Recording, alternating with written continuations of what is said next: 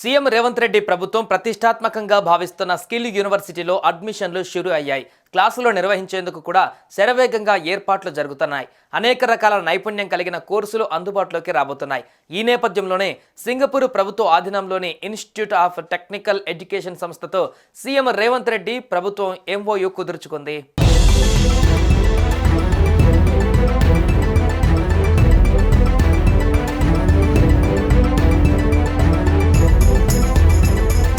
తెలంగాణ అభివృద్ధి ఎలా, ఎనర్జీ రంగంలో తీసుకురావాల్సిన మార్పులేంటి, రాష్ట్రంలో పెట్టుబడులు పెట్టే కంపెనీలేవి, ఇవే అంశాలు టార్గెట్గా తెలంగాణ సీఎం రేవంత్ రెడ్డి సింగపూర్లో పర్యటిస్తున్నారు. అక్కడ 3 రోజుల పర్యటన తర్వాత దావోస్ చేరుకోనున్నారు. స్విట్జర్లాండ్లోని దావోస్ వేదికగా జరుగుతున్న వరల్డ్ ఎకనామిక్ ఫోరం వార్షిక సదస్సులో పాల్గొంటారు. సింగపూర్ పర్యటనలో తొలి రోజు సింగపూర్ విదేశాంగ మంత్రి వివియన్ బాలకృష్ణతో సీఎం రేవంత్ రెడ్డి బృందం సమావేశమైంది. ఈ సందర్భంగా infra development, fuel, green energy, tourism సహా పలు విభాగాలలో భాగస్వామ్యంపై చర్చించారు.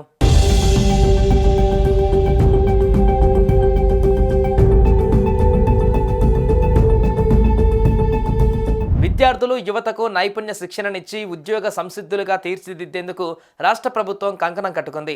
ఇందులో భాగంగా young India skills university Singapore ప్రభుత్వం ఆధీనంలోని ఇన్స్టిట్యూట్ ఆఫ్ టెక్నికల్ ఎడ్యుకేషన్ సంస్థతో ఎంఓయూ కుదుర్చుకుంది. సీఎం రేవంత్ రెడ్డి, ఐటీ పరిశ్రమల మంత్రి శ్రీధర్ బాబు, స్పెషల్ సిఎస్ జయేష్ రంజన్ సమక్షంలో university vice chancellor Subbarao, ITE deputy director Fabian Chiang ఒప్పంద పత్రాలను మార్చుకున్నారు.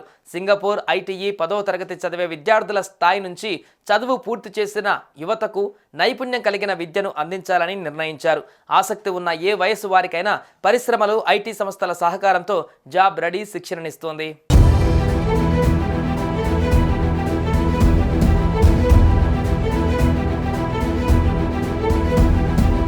Skill for future, skill for life అనే నినాదంతో పనిచేస్తున్న ఐటీఈలో ప్రస్తుతం 28,000 మంది శిక్షణ పొందుతున్నారు. మొత్తం 100 ఫుల్ టైం కోర్సులకు ఆన్లైన్ క్యాంపస్ శిక్షణ దొరుకుతుంది. ఐటీఈకి 5,000 పరిశ్రమలతో భాగస్వామ్యం ఉంది. పరిశ్రమలు తమకు అవసరమైన మానవ వనరులకు నేరుగా శిక్షణనిచ్చి ఉద్యోగ అవకాశాలు కల్పిస్తాయి. అదే స్ఫూర్తితో ఏర్పాటైన యంగ్ ఇండియా స్కిల్ యూనివర్సిటీ తన శిక్షకులకు ఐటీఈతో ట్రైనింగ్ ఇప్పించేలా ఒప్పందం కుదుర్చుకుంది. తాజా ఎంఓయూ వల్ల సింగపూర్ ఐటీఈ కరికులంను మనం ఉపయోగించుకునే వీలు కలుగుతోంది.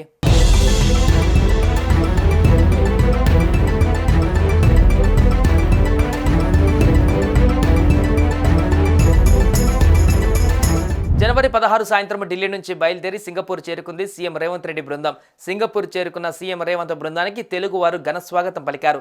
అక్కడ 3 రోజుల పర్యటన తర్వాత దావోస్ చేరుకోనున్నారు.